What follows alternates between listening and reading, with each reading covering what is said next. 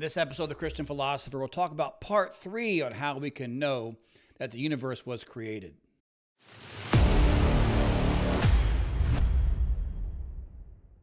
Welcome back, everyone. Scott Sullivan here from the Aquinas School of Theology and Philosophy, here doing a series of videos on how to prove that the universe was created. This is part 3. This is a third argument in this series where I'm arguing that the world could not have existed forever in the past. The universe, the physical universe, in other words, had to have a starting point. So I'm arguing for the finite nature of the past. The past, whatever it is, however long you think it is, it doesn't go back forever. It had to have a starting point, and that's really important when we want to know if the universe was created, as we'll see later. So this is the third argument in this series of these. I got 4 arguments here. This is the third one to show this. This is the argument from the impossibility of increasing the infinite. The argument from the impossibility of increasing the infinite.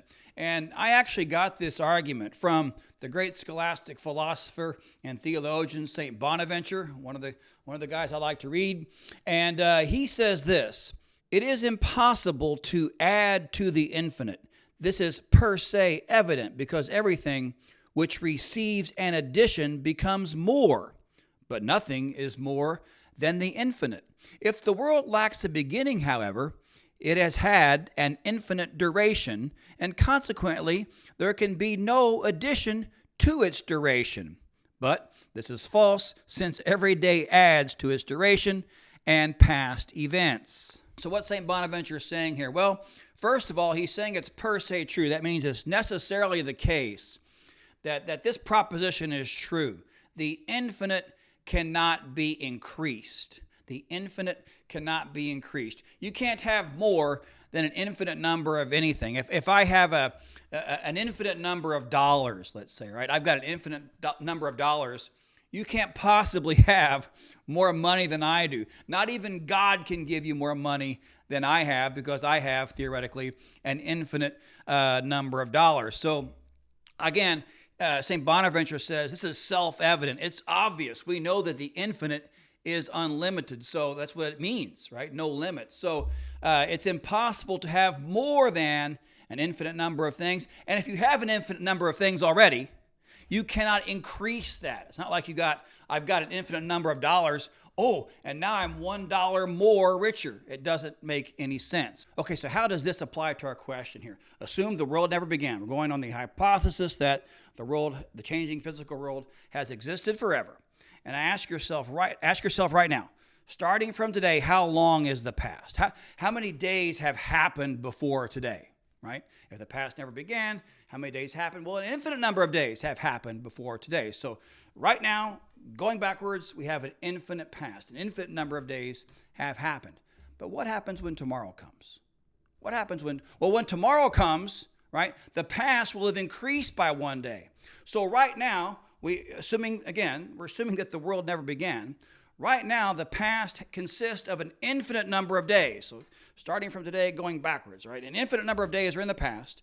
And then tomorrow comes, 1 more day is in the past. There's a new yesterday. You know what I'm saying? So every day, the past increases by 1 day. But if the past is infinite, that means the infinite is increasing 1 day at a time. Do you see what I mean? Which, of course, is impossible and absurd because the infinite cannot be increased.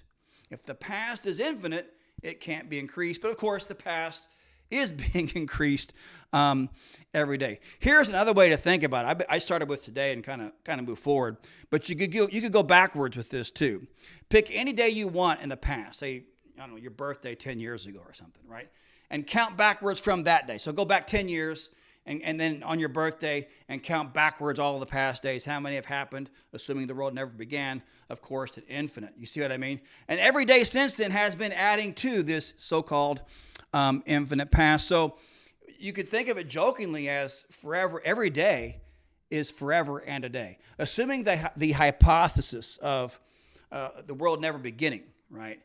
Every day is literally forever and a day. So the past Starting yesterday, going backwards is forever, and then today is one more day. Do you see the problem with that? We jokingly say forever and a day because it's so absurd to even think about it. But literally, that is the case if the world never began. So all this, of course, as St Bonaventure said, is absurd. It is self-evidently true that you cannot add to the infinite. Let me say that again. It's obvious, necessary, self-evidently true that you cannot add to the infinite. The infinite cannot be increased. So just like it's impossible to have more money than a man with an infinite number of dollars, so too it's impossible to have more days than an infinite number of past days. So I think with all this in mind, we can highlight the contradictory nature of assuming an infinite past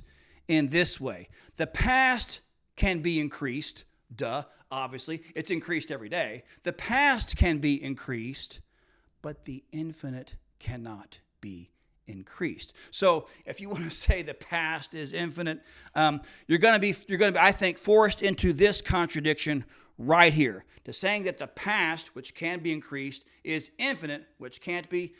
This is the contradiction, right? That which can be increased is that which cannot be increased.